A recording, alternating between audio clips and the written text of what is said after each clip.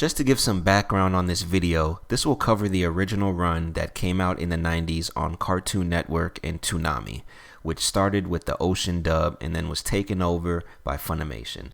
In an effort not to copy other channels, I will be using a mistakes and rights counter to acknowledge the mistakes, but also to give credit to things that they got right, such as cool and memorable scenes and dialogue.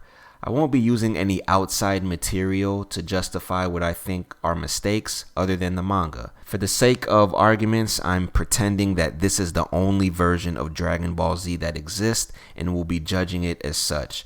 Hopefully anybody that watches this video that didn't grow up with this version will learn some things and maybe understand why so many hold it in such high regard despite its issues.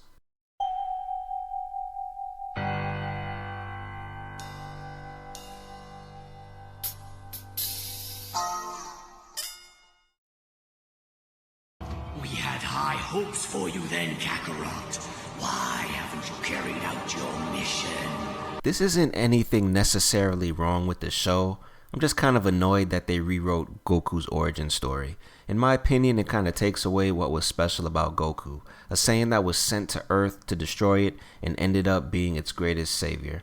I don't know, that's a whole nother topic for another video. Our home planet, Vegeta, met with an unfortunate accident.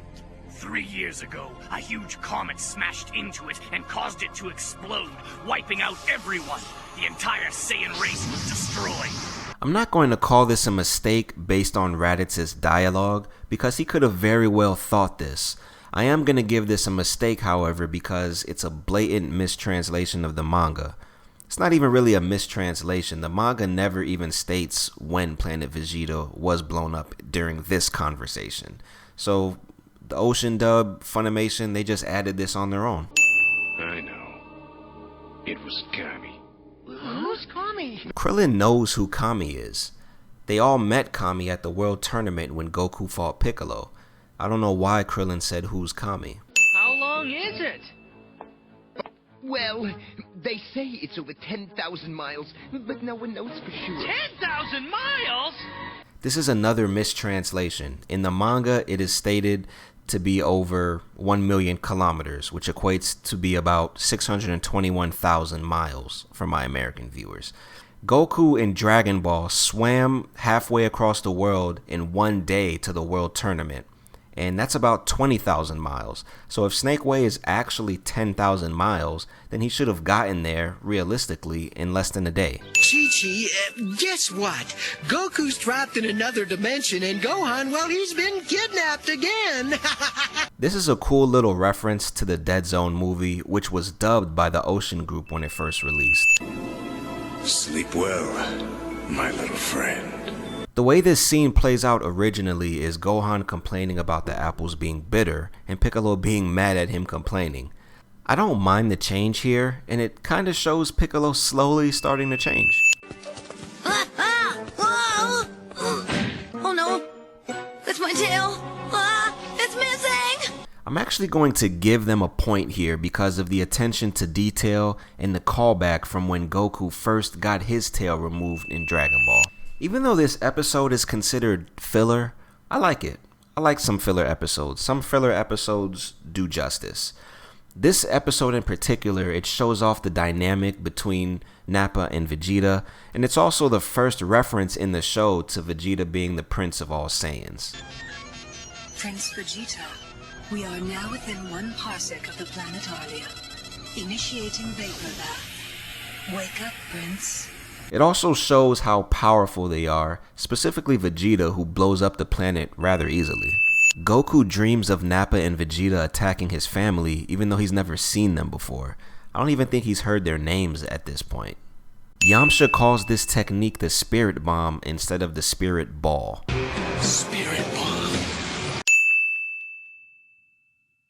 This isn't a mistake. I just want to point out, once again, that this entire story about the Saiyans was retconned by Super Broly.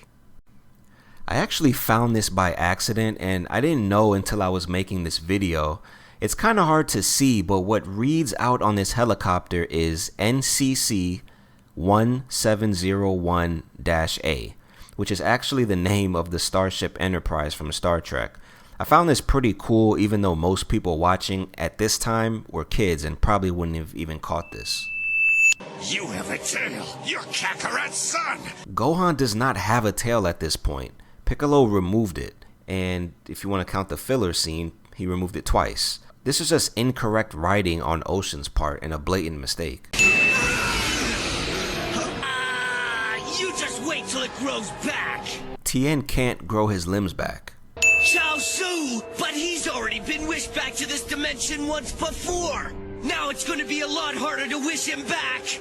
This was just a weird way to say this because to everyone's knowledge, Chaozu can't be wished back to life since he's died before.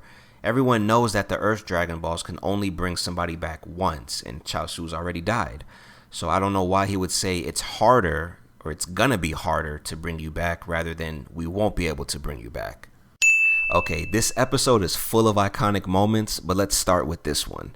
Dragon Ball hadn't been shown in America yet, so we didn't really grasp how bad and evil Piccolo was like the Japan folks did.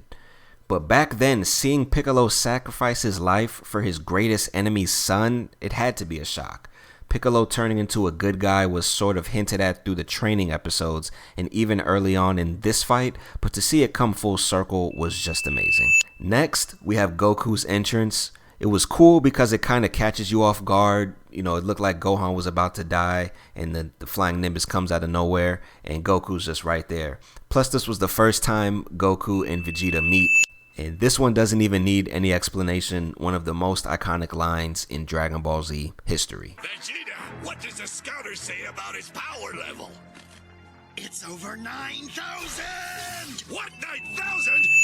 This is the first time we see the iconic pose from Goku and Vegeta. This wasn't the first beam struggle, but this is for sure the most iconic. Plus the ones that came before this weren't as powerful, so it didn't have the same level of destruction and intensity as this one. The entire world felt Goku and Vegeta's beam struggle. As a matter of fact, it was your genius father who invented this little technique. Your father was an average fighter, Kakarot, but he was a brilliant scientist. Okay, we're gonna spend some time talking about this. For one, this was just clearly a mistranslation. Nowhere besides in this version of Dragon Ball Z is it stated that Bardock invented this move. And I'm pretty sure later on in the series we see someone else using this move prior to Bardock in a flashback or something. And second, the scientist thing, people always take literally and it's always funny, but I don't think Vegeta meant it exactly that way. In context, I think what they were probably trying to say was Bardock was a great strategist, which technically is still incorrect because we saw how his story played out. Or we thought we did. Yeah, and he's the one who stomped on all those innocent people and stepped on my grandfather. And we have another mistranslation. And this one is actually kind of annoying because it doesn't even make sense for them to write it this way. Why would Goku even think that Vegeta was the one that killed his grandfather?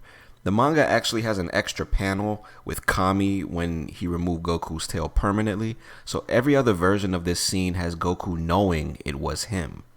Maybe Ocean didn't have access to the manga, but they had to have had a rough translation of the Japanese anime. In either case, mistranslations like this aren't excusable. That bald head was bouncing around like a cue ball. Yeah, I'm sorry, but Vegeta has bars. Kamehameha! This is the Masenko, not the Kamehameha. The hospital is named after Sun Wukong, which is the character from Journey to the West that Goku is based on. Now, I've watched Dragon Ball Z a ton of times, and I've never noticed this until I started doing this rewatch. It's pretty cool.